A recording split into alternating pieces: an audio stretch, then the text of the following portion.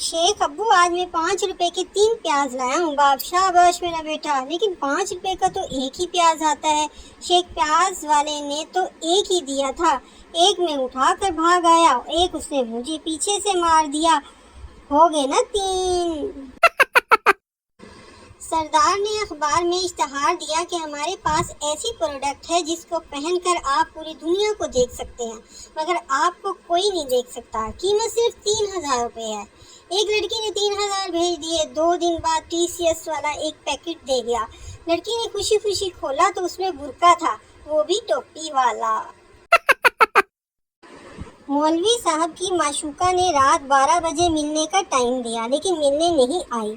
काफी इंतजार करने के बाद मौलवी उठा और स्पीकर में ऐलान करने लगा कि जरूरी ऐलान सुनिए, रात के 12 बज चुके हैं। मोमनो, अल्लाह से डरो और उठकर अपने वादे पूरे करो।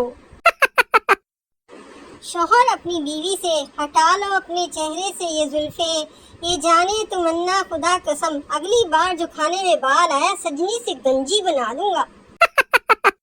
माँ बेटे से, अपने लिए एक लड़की ढूंढो जो नमाजी, परहेजगार, पर्देदार, नेक सीरत हो। बेटा, ये बताओ इसे शादी करनी है या पानी पे दम करवाना है।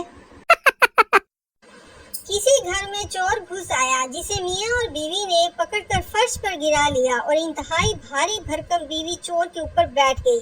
उसने शौहर से कहा कि वह जल्दी से नजदीकी थाने जाकर पुलिस को बुला लाए। शौहर काफी देर तक इधर उधर टकरे मारकर बोला, मुझे जूते नहीं मिल रहे। चोर, जिसकी सांस खातून के वजन तले उखड़ी जा रही थी, चीख कर बोला, तुम मेरे जूते उतार कर पहन जाओ, मगर खुदा के लिए जल्दी से पुलिस को बुला लाओ।